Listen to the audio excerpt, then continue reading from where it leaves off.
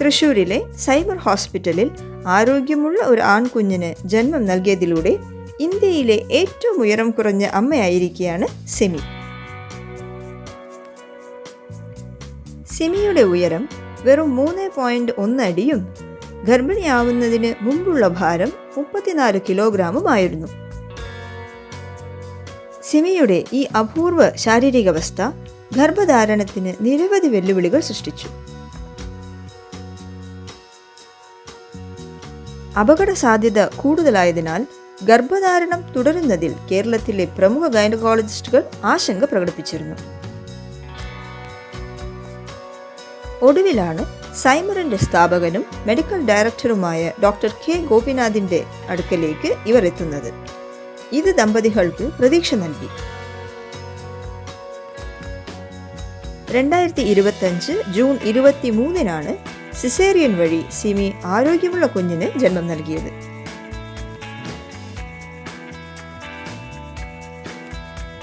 സങ്കീർണമായ ഗർഭധാരണം നേരിടുന്ന സ്ത്രീകൾക്ക് പ്രത്യാശ നൽകാൻ സാധിക്കുന്നതിലും അവരുടെ ഈ യാത്രയിൽ ഒരു പങ്കു വഹിക്കാൻ സാധിച്ചതിലും അഭിമാനിക്കുന്നതായി ഡോക്ടർ ഗോപിനാഥ് പറഞ്ഞു.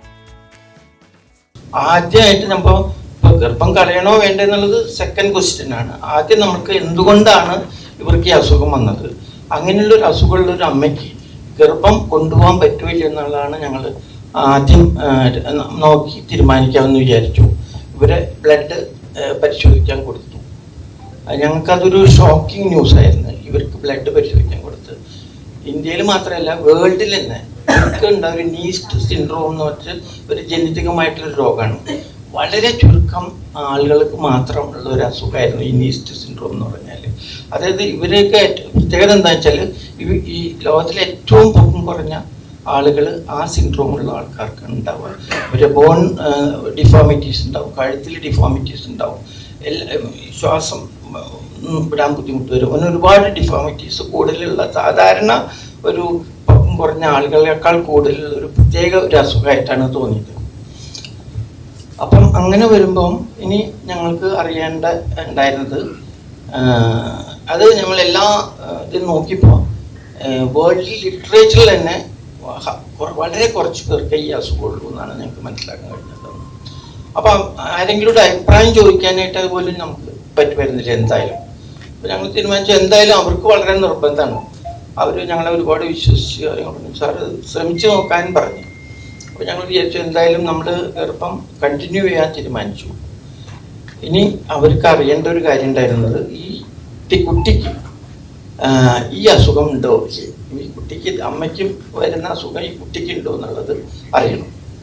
അത് ഞങ്ങൾ സാധാരണ ചെയ്തുകൊണ്ടിരിക്കുന്ന ഒരു ഏർപ്പാടാണ്. നമ്മുടെ കുട്ടിയുടെ ഫ്ലൂയിഡ് എടുത്തിട്ട് ലാബിലേക്ക് അയച്ചാൽ നമുക്ക് ഏകദേശം പറയാൻ പറ്റും 99% ഈ കുട്ടിക്ക് അസുഖം ഉണ്ടോ ഇല്ല എന്നുള്ളത് അറിയാൻ പറ്റും. അവരുടെ എന്തോ ഭാഗ്യത്തിന് നമ്മൾ 3 മാസം കഴിഞ്ഞപ്പോൾ ഈ ഫ്ലൂയിഡ് എടുത്ത് അയക്കുകയാണ്. ഈ അസുഖം അമ്മയുടെ അസുഖം കുട്ടിക്കുണ്ടോ എന്ന് അറിയാൻ വേണ്ടിയിട്ടാണ് അയക്കുന്നത്. അന്ന് വരുമ്പോൾ അത് അവരുടെ മഹാഭാഗ്യം തന്നെ പറയാം, കുട്ടിക്ക് അസുഖമില്ല എന്നുള്ളത് മനസ്സിലായി. അപ്പം ഇതൊരു നോർമൽ കുട്ടിയാണ്. പിന്നെ നമ്മളുടെ ഇവരെങ്ങനെ വലുപ്പം ആക്കി ഈ വയറിൽ ഒരു 3 കിലോ ഉള്ള കുട്ടി വളർന്നാൽ എങ്ങനെ ഇരിക്കും, അവരെന്നെ 3 കിലോ ഉള്ളൂ. അപ്പം അതിൻ്റെ ഉള്ളിൽ എങ്ങനെ ഒരു 3 കിലോ ഉള്ള കുട്ടീനെ വളർത്തി മാസം തികഞ്ഞ് പ്രസവിപ്പിക്കും എന്നുള്ളതായിരുന്നു നമ്മളുടെ ഒരു പിന്നത്തെ ഞങ്ങളുടെ ഒരു സ്ട്രെസ്. അതായിരുന്നു ഇത് വീണ്ടും ഞാൻ പറയാണ്, ഇങ്ങനെ പ്രസവിച്ച ഏതെങ്കിലും വേൾഡിൽ എവിടെയെങ്കിലും ഉണ്ടോ എന്ന് വിചാരിച്ചിട്ട് ഞങ്ങൾ ഒരുപാട് റെഫറൻസ് നോക്കി. ഇന്ത്യയിലാണെങ്കിൽ ഇല്ല, പുറത്തു പോലും ഞങ്ങൾക്ക് ഒരു കുട്ടി ഈ അസുഖമായിട്ട് കുട്ടി ഇത്രയും ഹൈറ്റുള്ളൊരു കുട്ടി പ്രസവിച്ചതായിട്ടുള്ള ഒരു ഞങ്ങൾക്ക് ലിറ്ററേച്ചറിൽ ഞങ്ങൾക്ക് ഒരിക്കലും കിട്ടിയില്ല.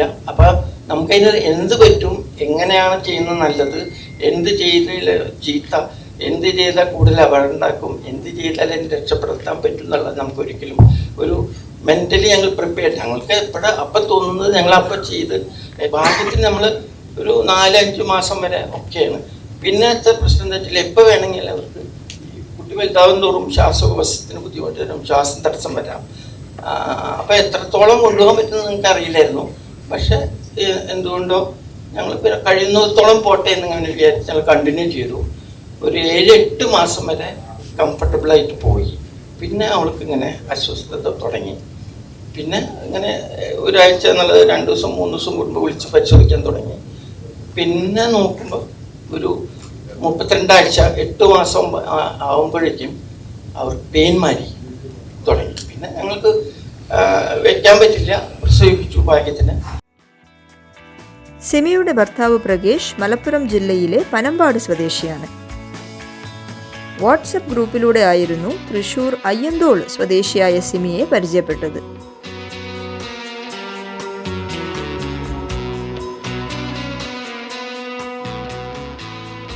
ഇപ്പോൾ അമ്മയും കുഞ്ഞും പൂർണ്ണ ആരോഗ്യത്തോടെ ഇരിക്കുന്നു എന്ന് ആശുപത്രി അധികൃതർ അറിയിച്ചു. ഇതിനു മുമ്പ് ഇന്ത്യയിലെ ഏറ്റവും ഉയരം കുറഞ്ഞ സ്ത്രീ പ്രസവിച്ചതായി രേഖപ്പെടുത്തിയിരിക്കുന്നത് 3.5 അടി ഉയരമുള്ള കാമാക്ഷി എന്ന വനിതയായിരുന്നു.